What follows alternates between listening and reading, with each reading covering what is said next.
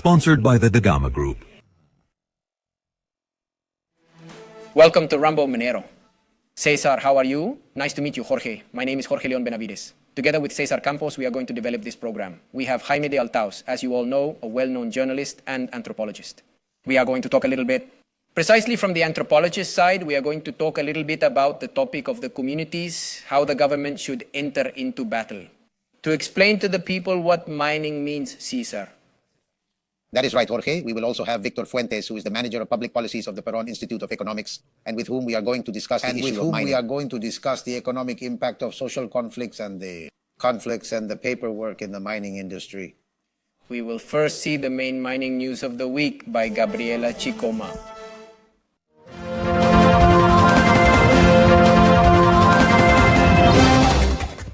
Thank you, Jorge.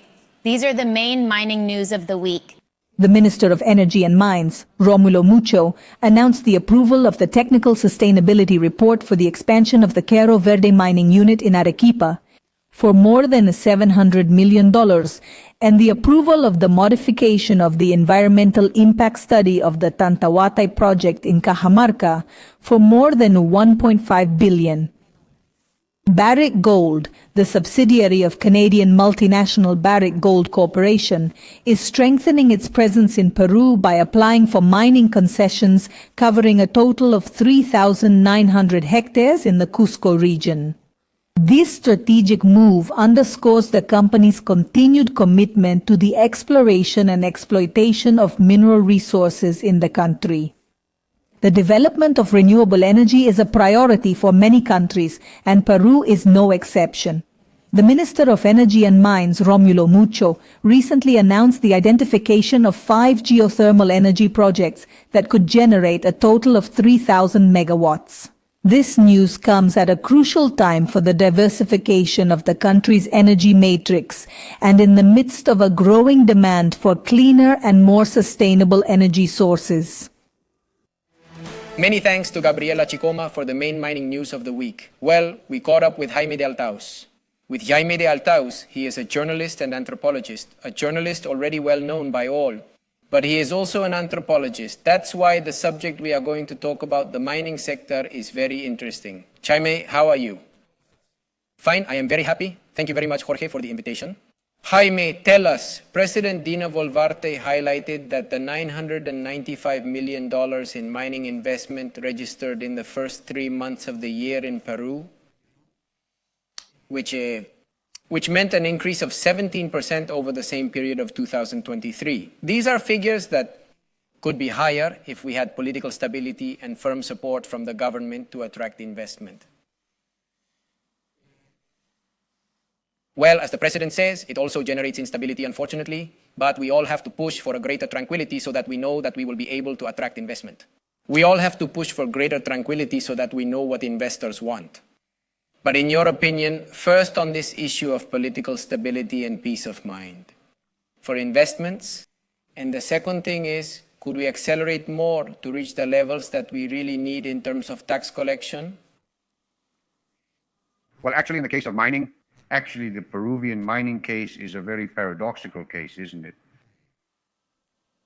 Very paradoxical, isn't it? Because we have a great potential in the best possible global environment, because the energy transition, as everybody knows, the global energy transition is already demanding and is already demanding and is going to demand more and more copper.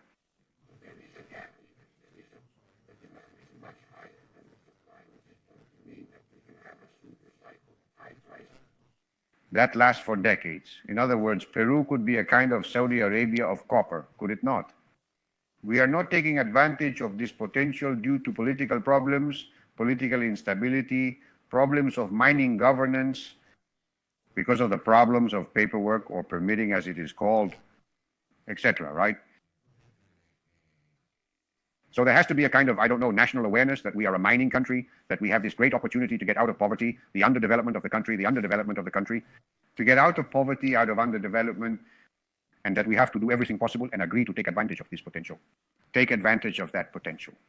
There are several projects that are dormant, right? Projects that are, some of them already with studies, in short.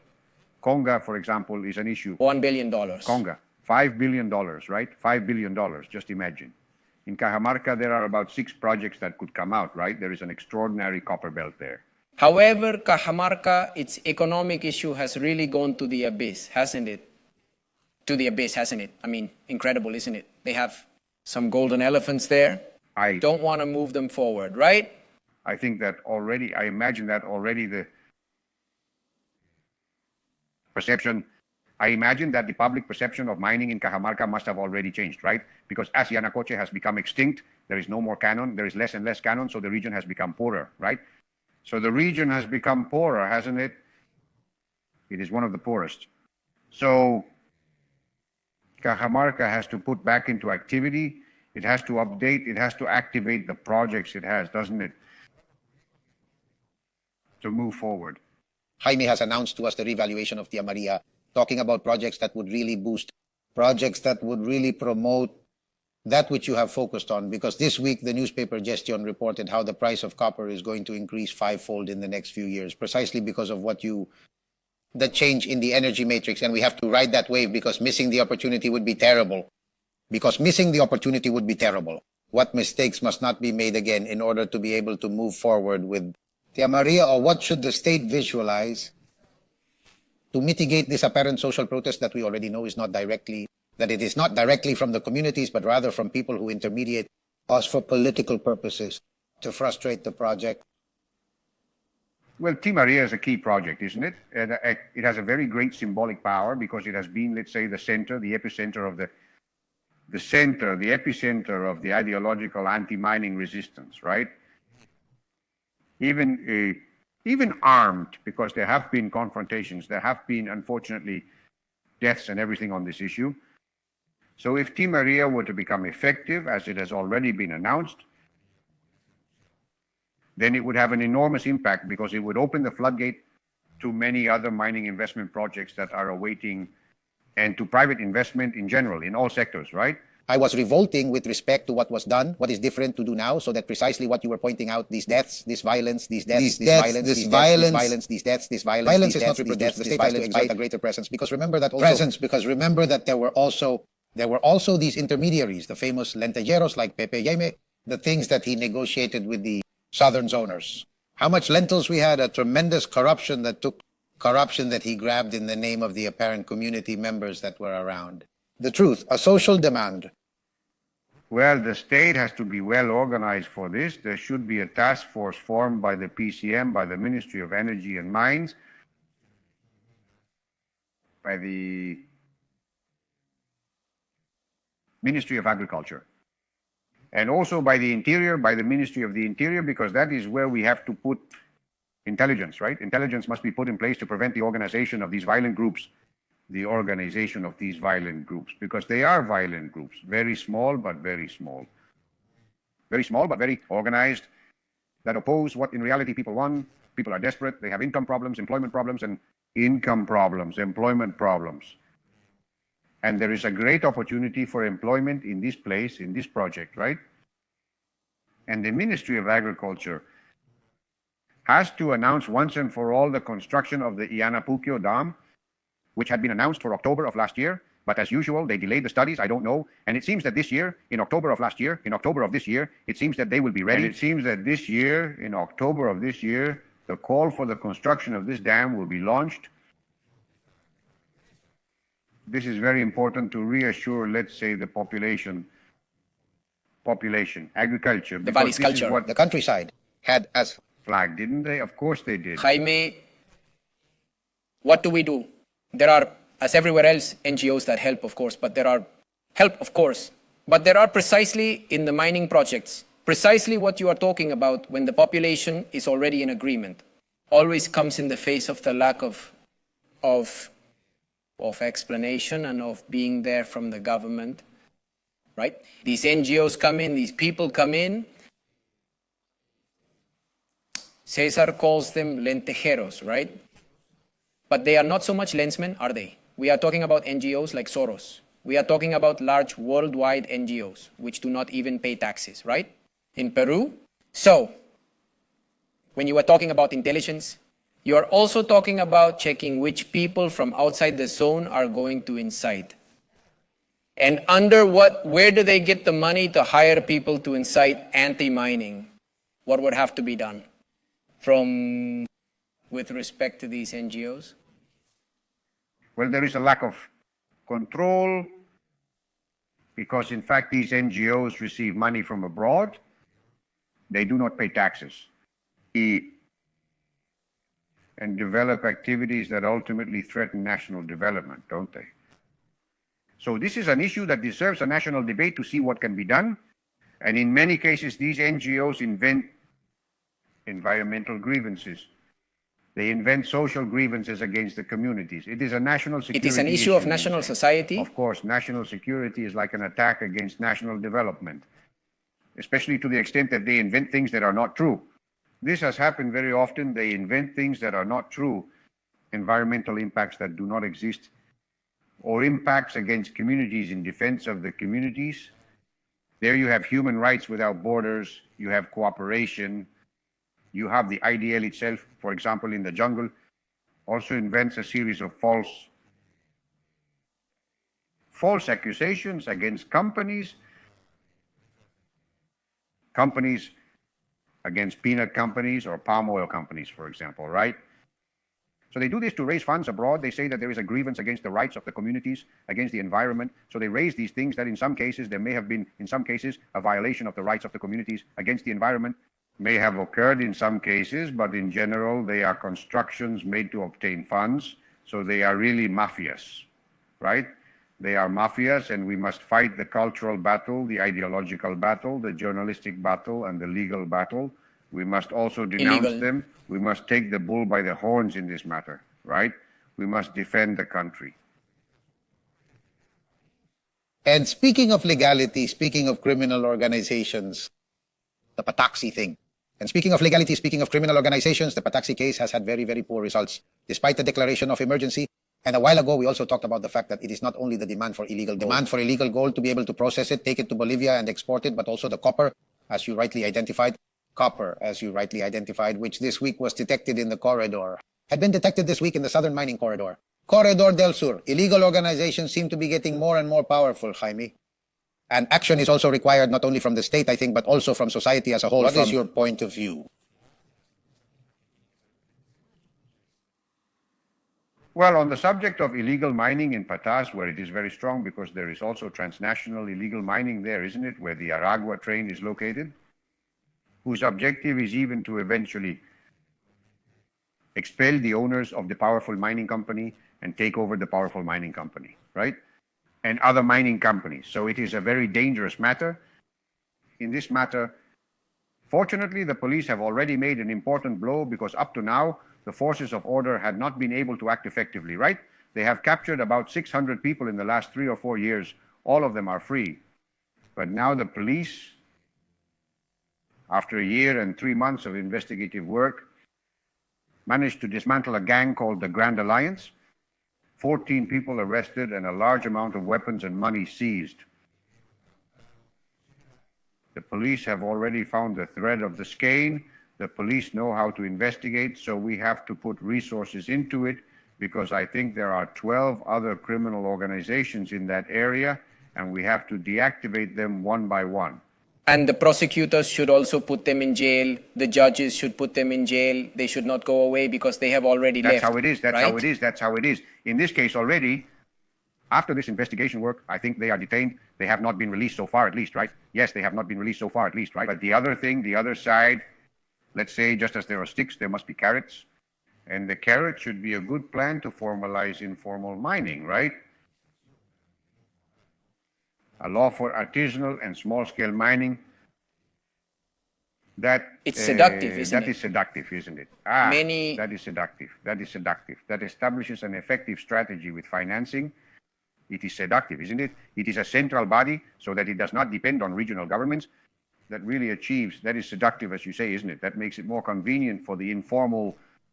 It would be more convenient for them to go through the formal route that let's say, those in processing plants be intervened or be, let's say, involved in this plan so that they pay the informal miner as well. In short, it is necessary to formalize in order to isolate illegal mining and at the same time to strengthen the rule of law. right, to strengthen the national organism, right? Thank you, Jaime de Althaus, as always very clear on these issues that always concern us.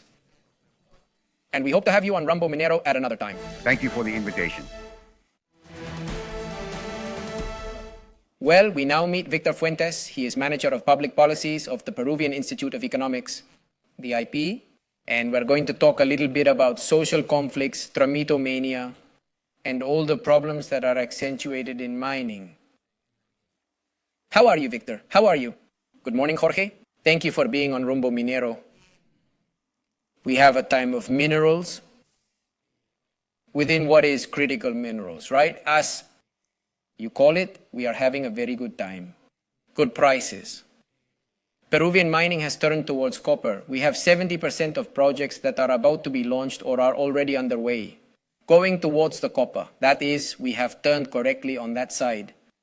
But we are still a small economy. We are still very dependent on mining, which is good on the one hand, but on the other hand, we need to develop in other things. Now, what should we do as a country to take advantage of this moment as producers, one of the main world players in these critical minerals? Indeed, as you rightly mentioned, the external headwinds are quite positive, with copper prices setting records, but with gold prices also rising, and we have an important portfolio in gold as well. In addition, copper and gold exports represent more than 50% in those two products alone. So let's say, faced with such a favorable scenario, and precisely in a small country with great challenges, it is extremely important to implement these projects. We have a portfolio of more than $55,000 million that could strongly dynamize employment, the economy, and generate fiscal resources that will be valuable to boost the country's development. What are the two main challenges that are preventing us from implementing them? As I mentioned, there are two. On the one hand, it has to do with red tape, and on the other hand, it has to do with conflict. And the other has to do with social conflict.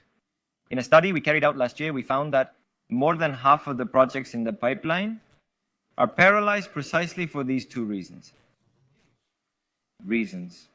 In particular, there are several projects, more than a dozen, that are more than 10 years behind schedule. The implementation of these projects should be the number one priority after a 2023 marked by a drop in economic growth after more than 25 years and a delay in employment. If there is any sector that has the favorable conditions to be able to boost the economy, to boost employment, it is mining, and the external winds are very favorable. Well, indeed, in the matter of what could be the enabling of these projects, Victor, there is also a whole process that should be analyzed in parallel, which is the aspect of the political structure, right? Because too many public entities overlap. The regional governments themselves, whether they are determined or local governments, are sometimes unable to manage and leverage this. From that perspective, what does the IPE propose, or what studies have you carried out regarding what should be modified within this public structure? I think there are two important aspects that I have mentioned. On the one hand, political uncertainty has definitely affected the sector. We can see how the Fraser Attractiveness Index from the Fraser Institute for the Attractiveness of the Mining Company shows continuous Peru's ability to attract this type of investment. And the other key factor is how we have gone from a sector that was probably under-regulated a few decades ago, to being an over-regulated sector more recently. If you look at the number of rules that regulate mining operations,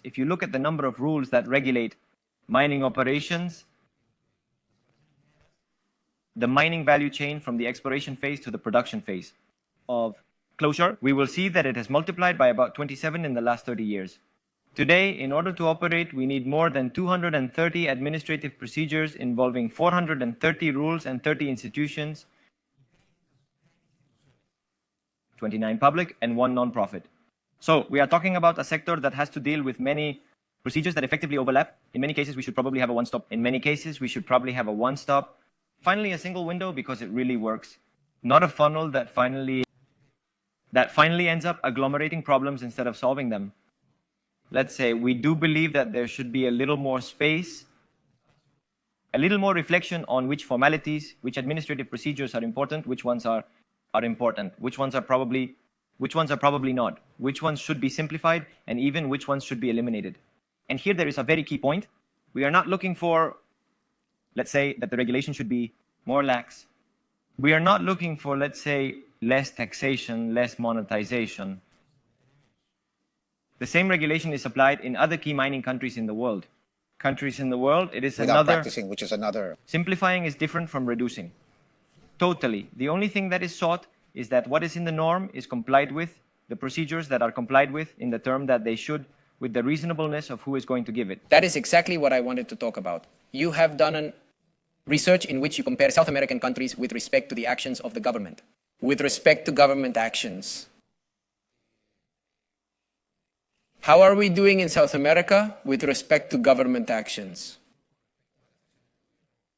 This study makes reference to, let's say, tries to review what have been the governments against illegal mining. How do we do to, and it is, that's right, exactly. And let's say we have found that there is a common history between the different countries in South America. Mainly we've reviewed Peru, Colombia, Brazil, Ecuador, Venezuela, and Bolivia, right? And the actions are quite similar. Unfortunately, all of them have been insufficient. They have been a failure in general to control illegal mining. There are three main types of measures that have been implemented in Peru, but also in other countries, let's say, in a consistent manner. The first is formalization measures, shall we say, which have not been successful mainly because these formalization actions have not been consistent over time. The deadlines have been extended. Just like the reinfo, precisely the reinfo that we have in Peru. There have been other experiences in other countries. And these postponements of the ceilings, the limits that had been established, have allowed, let's say, illegal work under a cloak of legality. No magic formula has been found that we can copy to be able to. No, basically we have all in some way performed the same actions and the result is basically the same. Punitive policies, on the other hand, have been important. They have had some kind of effect, but they have not been consistent. We are talking, for example, about Operation Mercury, which had an important impact in Madre de Dios in the year 2019, right? But then it has been diluted because illegal mining has had that resilience, hasn't it? And it has been able to move to other nearby areas to be able to continue operating. And we have not had a traceability policy either, right? Which has meant that there has been a lot of smuggling, a lot of, let's say, alternatives to be able to continue operating. We have been talking, let us say, about how, in a context of high mineral prices, formal mining in Peru, the mining industry, mining that provides employment, mining that generates fiscal resources, mining that drives growth, has had difficulties to be able to deploy investments and start up these large mining projects. The last one was Calaveco. And since then, we have not had a major project in the pipeline. Illegal mining, on the other hand, has been able to, let's say, proliferate, hasn't it? Because of these high prices and also because of the state's inability to control it. Okay, very good. Well, thank you very much for being with us. Victor Fuentes, Manager of Public Policies of the Peruvian Institute of Economics, and PEF. We hope to have you here another time to discuss these issues and how things are changing. With pleasure. Activos Mineros, AMSAC, is a Peruvian public company with a great purpose to give life back to the planet. Thus, we are dedicated to contribute to the sustainable development of the country through mining environmental remediation. In AMSAC, we recover the areas affected by high and very high risk mining liabilities, which are in a situation of abandonment or in which the state has not identified those responsible. In this line of work, today we are present in 11 regions of Peru, with a portfolio of 65 remediation projects, which are located in different phases. Promotion of private investment. In AMSAC, we represent the Peruvian state as counterpart of the transfer contracts of important mining projects, and we also supervise the fulfillment of the commitments and obligations that are part of such processes. Today, we are leaders in business management systems. Among the 35 companies of the FONAFE Corporation, we have ISO 9001 certifications in quality management, 2 ISO 14001 in environmental management, ISO 37001 in anti-bribery management, and ISO 45001 in occupational health and safety management. At AMSAC, sustainability and care for the planet are our DNA, and therefore, we are proud to contribute to creating a better world through the recovery of air, water, soil, and ecosystems impacted by mining liabilities. In this way, we contribute to 10 of the 17 Sustainable Development Goals by the year 2030. Giving life back to the planet is more than a simple phrase for us. It is the guide of our daily actions with which we positively impact the lives of thousands of Peruvians and through them in our country. Altarumi, a company dedicated to the acquisition and processing of gold ore, committed to sustainable development and social responsibility. We guarantee full traceability of our products. We use state-of-the-art industrial technologies that allow us to guarantee efficiency in the production process, maximize our resources, and protect the environment, fulfilling our commitment to preserve nature. Paltarumisak. Together we are better. Well, coming to the end of the program, Cesar, I think it is very important what Jaime de Althaus said regarding the fact that this is a national security issue. And he is absolutely right. We have not touched on it in that way before. But the fact that we have NGOs that do not pay taxes, or that we have Peruvians that receive money from NGOs and have their NGOs here to block lies, also things that are not happening, and to screw the future of many neighboring populations that do want mining, it is a national security issue. They are spoiling all the future that could be given with all those economic resources, as in the case of Cajamarca.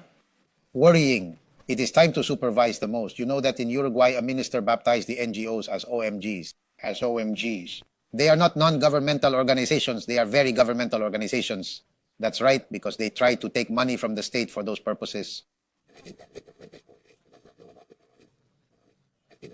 Has given us back a little bit the reality of what the transversal action has to be, especially in the South. To unblock the projects, we need not only private but also public action. And above all, to put an end to all this excessive, with more than 274 steps that have to be taken and a lot of public institutions. And as Victor Gomez said, traceability, where do all the inputs come from? All come there is a black market that sells, well, as always, I think, a program that always tries to help to understand how to solve these problems in mining that is so important for the future of our country. Next is Peru Construye, and I would also like to send a special greeting to Joey Leon. A special greeting to Joey Leon. And I thank you for being with us. In a few minutes, we will come with Peru Construye. Thank you very much. Be part of the mining event of the year, Expomina Peru 2024. It is proud to be part of the activities that will take place within the framework of APEC. Therefore, we present the Forum of Mining Ministers of the Asia-Pacific Economies, which will be held within Expomina 2024 from September 11th to 13th at the Yoki Exhibition Center in Lima, Peru.